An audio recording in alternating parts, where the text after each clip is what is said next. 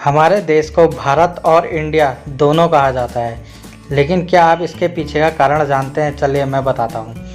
दरअसल भारत को इंडिया कहे जाने का आधार सिंधु घाटी सभ्यता और सिंधु नदी है। दुनिया की बड़ी नदियों में से एक सिंधु नदी जो पाकिस्तान, चीन और भारत में बहती है। इस नदी को संस्कृत में सिंधु और अंग्रेजी में इंडस कहा जाता है। इसी इंडस शब्द से इंडिया शब्द बना है। 18वीं सदी में जब अंग्रेज भारत आए थे तो उस समय भारत को हिंदुस्तान और हिंद भी कहा जाता था, लेकिन अंग्रेज़ों को भारत के इन सभी पुराने नामों को बोलने में काफ़ी परेशानी होती थी। जब अंग्रेज़ों को पता चला कि प्राचीन सिंधु घाटी सभ्यता को इंडस वैली और सिंधु नदी को इंडस नदी कहते हैं, तो इसके आधार पर अंग्रेज़ों ने भारत को इंडिया नाम दे दिया। अंग्रेज़ों ने भारत को इंडिया कहना शुरू कर दिया।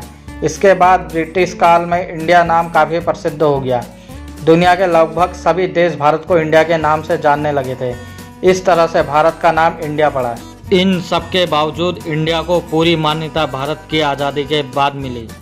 जब भारत आज़ाद हुआ तो भारत को संविधान ने भी इस नाम से स्वीकार कर लिया था।